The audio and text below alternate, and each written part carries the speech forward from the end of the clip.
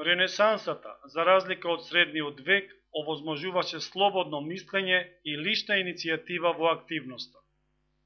Тој период е наречен преродба, ново определување на начелата на живење, а епоката се нарекува нов век.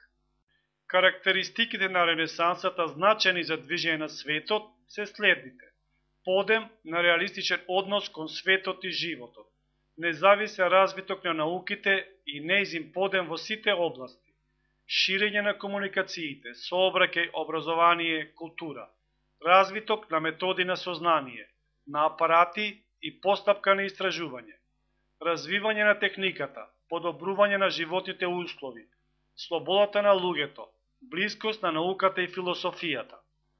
Во периодот на Ренесансата, кај филозофијата се појавува критика на догматизмот, нови начини на религиозна посветеност, реформација, протестантизам, враќање кон античките извори, хуманизам, методолошки новини, постојана критичност, поврзување на философијата и науката. Ренесансен хуманизам значи стремеж кон слободно однесување кон човечката реалност и потреби, кои биле сопирани и контролирани од религијата. Во средниот век науките произлегува од философијата, се сметаше дека философијата и науката е исто, додека во Ренесансата философијата е инспирација за науките, кои забрзано се развиваат со своји цели и методи, и нивен обопштувач или толкуваш на научните сознанија.